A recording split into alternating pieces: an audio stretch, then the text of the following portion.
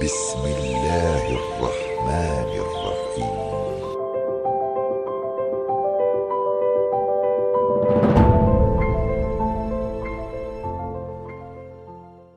Illallah. Dukun yang boleh cuma satu, dukun sunan, kan, dukun bayi, karena itu yang nggak pakai jin. Kenapa kalau ke dokter boleh, ke dukun kenapa nggak boleh? Karena dukun berteman dengan jin. Ya, Ustadz bilang jin, jamaah bilang setan, apa bedanya? Nama komunitasnya jin. Jin yang baik namanya jin muslim, jin yang jahat namanya setan, induknya namanya iblis. Setan itu bisa mati, baca ayat kursi setan mati. Saya baca ayat kursi di rumah kok setannya nggak mati, Pak Ustadz? Oh bodoh, sesama setan ya orang iso. Allahul qayyum la ta'khudhuhu sinatun wa la nawm lahu. Bodoh mas. Oleh sebab itu tunjukkanlah perbuatan kita berbeda dengan setan. Nah, maka dukun-dukun itu berteman dengan setan. Hai dukun-dukun, putuskan kontak kalian dengan setan. Hei dukun-dukun, stop. Ustadz nunjuk kami, nunjuk kamera. Nanti kamera itu kan ditonton sama dukun. Wani tenan nih kesopo iki. Tak santet kok sampean. Kira-kira saya ini kalau disantet sama dukun mati apa enggak? Mana mati? Sebanyak ini orang Petapaan Jaya membela saya. Bismillahilladzi la yadurru ma'asmihi syai'un fil ardi wala fis sama. Dengan ini kusebut nama Allah. Kalau sudah kusebut nama Allah, tak ada yang bisa memudaratkan baik di bumi maupun di langit. Apa yang bisa memudaratkan? Kalian yang gadis-gadis mungkin sombong, angkuh, datang yang laki-laki. Hai dek, nikah sama abang ya. Apa? Kucing kurap? Cuy. Akhirnya cinta ditolak, dukun berpindah. Diambil air ludahnya, dicari rambutnya yang kusut-kusut, dibawa ke dukun. Belagalah ludah sama ludah.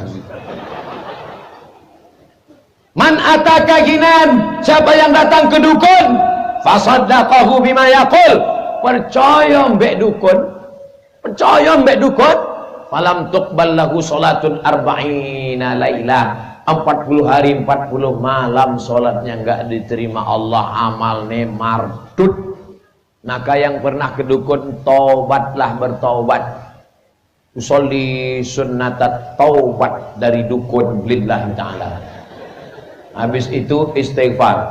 Astaghfirullah Rabbal baraya, astaghfirullah minal khataya, astaghfirullah Rabbal baraya, astaghfirullah minal khataya. Paling bagus istighfarnya sambil nangis.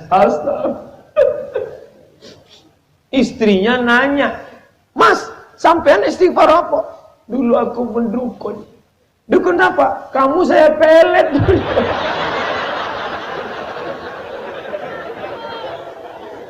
Enggak apa-apa mas, memang dulu kulihat kau ganteng, sekarang ku tengok kau macam hantu mas. Tapi rupanya setelah lama pernikahan kita, engkaulah yang membuat hati ini tenang. Dan dalam Islam diajarkan percaya kepada 6 rukun iman. Rukun iman yang ke-6 percaya pada rukun takdir baik dan takdir buruk. Engkaulah takdir burukku mas. Tapi aku tetap percaya bahwa kalau aku sabar menemanimu sampai akhir hayat, aku tak pernah mencarimu, kau pun tak pernah mencari aku, Allah mempertemukan kita. Apa kata dia? So sweet Adinda. Jadi nggak usah ke dukun-dukun lagi. Kalian yang lajang-lajang tak usah kalian ke dukun. Kalian yang ganteng-ganteng anak-anak muda di Petapahan Jaya, ke dukun juga. La ilaha illallah. Sekolah kan berhasil, tanam sawit luas-luas, tanam karet, di tengah-tengah sawit itu buat kebun-kebun ikan, kolam ikan, habis itu kau tanam cabai, kaya raya kalian, berhasil dunia, berhasil akhirat, ganteng. 3 truk anak gadis ngejar kalian. Saya aja yang tak ganteng, kurus, kering, hitam, buruk, jelek. Coba tengok komen-komen di YouTube, apa kata mereka? Jadikan aku yang kedua ya Ustaz.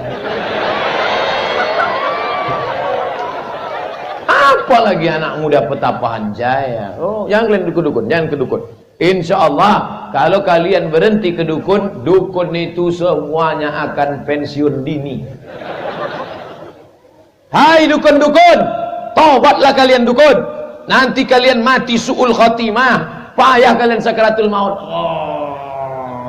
Datang jin mengganggu. La ilaha illallah. Mati pun kalian jadi hantu. Nauzubillah. Kalau ada dukun setelah dia mati tiba-tiba datang seperti gentayangan, itu bukan roh dia.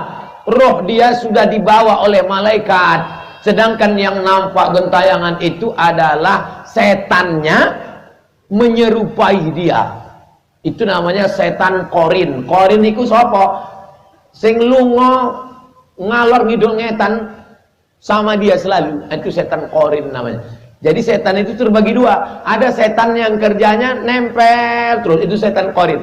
Ada setan yang nggak nempel, setan di bawah pokok kayu, itu namanya setan nonjok.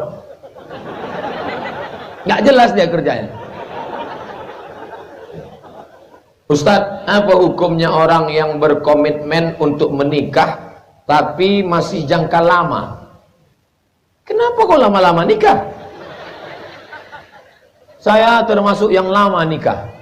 Ustadz Sarul Aidi anaknya sudah gadis. Anak saya masih 6 tahun. Anak saya masih 6 tahun. Anak beliau sudah gadis, sudah lajang anak. Saya masih 6 tahun, termasuk lambat. Makanya aku pesankan kalian, kalau tahulah saya nikah itu bagus, baik, cepat, pagi sunat, siang nikah langsung. Apa yang kau tunggu lama-lama?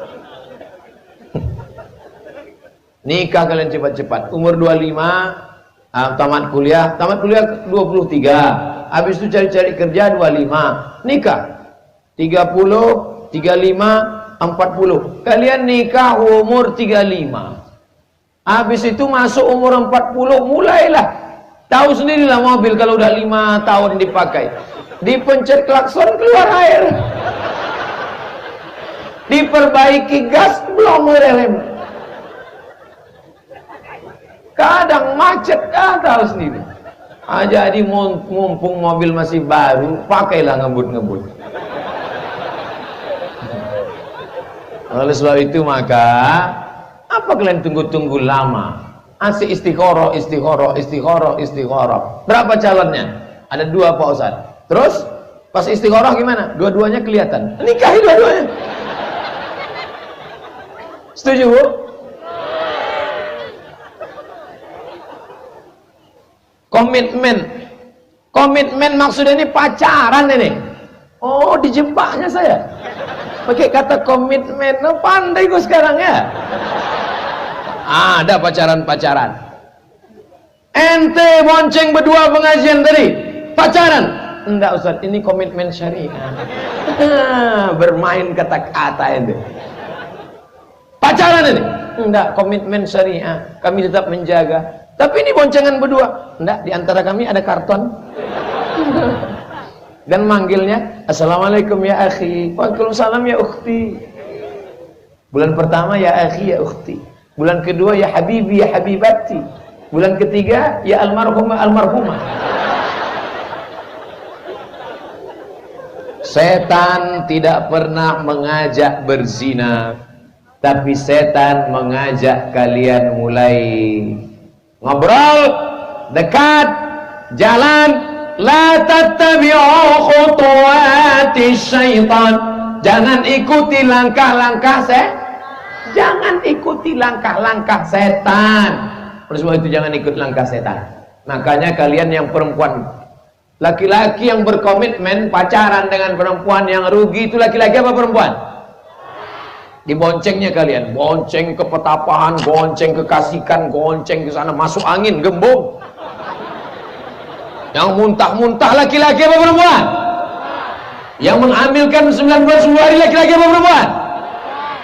Nanti setelah rusak kehormatan kalian nikah, do not accept if cell is broken. Jangan terima botol kalau segelnya rusak. Ini botol yang keriput nih, nggak ada yang mau nerima. Apalagi kalian. Oleh sebab itu adik-adikku, anak-anak perempuanku, jaga kehormatan kalian. Bapaknya juga ikut menjaga. Ini kadang bapaknya kalau datang anak-anak muda, kamu siapa? Kami yang sudah lama berkomitmen, Pak. Komitmen apa? Pergi sana. Kalau kau mau datang, datang ke sini. Pinang anakku dengan bismillah dan 10 kapling sawit. Kalau harga mahal melambung, maka zina akan murah. Betul? Maka bapak wali, Pak. 6 wali, Pak.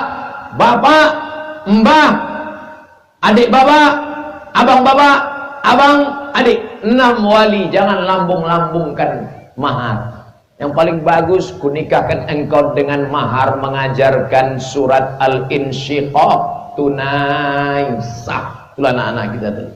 Idza sama'u syaqqat wa adzinat li rabbiha wa huqqat wa idzal ardu muddat. Betapa indahnya, Bu, jam 2 malam mendengar menantu di sebelah sedang membacakan ayat kepada anak. Mas.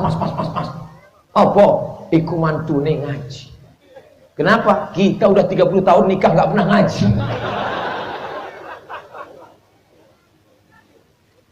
Jangan kalian ada komitmen. Rugi perempuan. Ustaz, bagaimana bentuk pengabdian seorang menantu terhadap mertua yang Nasrani? Oh, apakah kau pikir karena mertuamu itu Nasrani, lalu boleh kau tunjuk kiri, tunjuk kanan, kau datang ke rumah dia, hei mertua kafir.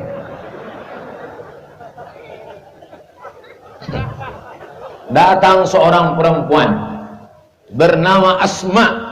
Ya Rasulullah, ya ummi matat, emakku mati.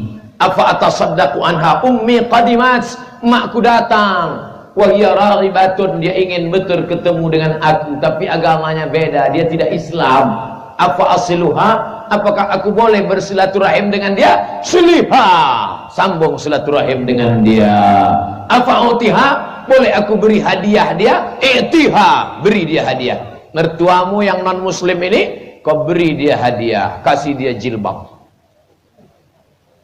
Apa ini, Nduk? Jilbab. Untuk apa? Menutup rambut. Kenapa rambut mesti ditutup? Karena banyak laki-laki gatal. Akhirnya dia melihat akhlak yang baik. Dulu aku sangka kalau anakku ini menikah dengan si Islam ini, nanti anakku ini akan hilang. Ternyata setelah anakku menikah dengan si Islam ini, ternyata anakku tidak hilang, dan aku mendapatkan anak yang lebih sayang pula daripada anakku. Maka saksikanlah, nak, agama apa yang mengajarkan engkau baik seperti ini? Saksikanlah, asyhadu alla ilaha illallah wa asyhadu anna muhammadar rasulullah. Dia bersyahadat bukan karena ceramah Ustaz Somad, tapi karena akhlakul karimahmu yang terpuji. Jadi bukan kau pulang dari sini kau bawa golok, syahadat Pak, pancung balong. Orang masuk Islam melihat wajah Nabi Muhammad SAW. Orang Yahudi menyiramkan duri, kotoran onta. Setiap Nabi mau pergi, duri, kotoran onta. Akhirnya suatu hari Nabi lewat, loh kok enggak ada? Kenapa ini? Biasanya ada, berarti cuti hari ini. Ditanya, kemana dia yang selalu menyiramkan? Sakit dia, orang Yahudi. Dijenguk Nabi SAW. Kanjeng Nabi menjenguk. Apa kata dia? Saksikanlah wahai Muhammad SAW. Waktu aku sehat, kawanku wakeh tenan. Tapi ketika aku sakit, engkau yang datang. Saksikanlah Muhammad. Asyhadu an la ilaha illallah wa asyhadu anna Muhammadan Rasulullah. Tapi kalau ritual ibadah kau jangan ikut. Kalau muamalah, Oke, tapi kalau diajaknya ibadah, wala ana abidum ma'abattum wala antum abiduna ma'abud lakum dinukum.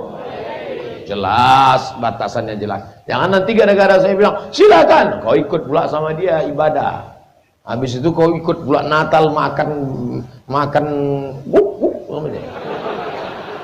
kenapa kau makan sama dia? Enggak, Ustaz, kuahnya aja sedikit. Oh, enggak bisa. Syarat dan ketentuan berlaku.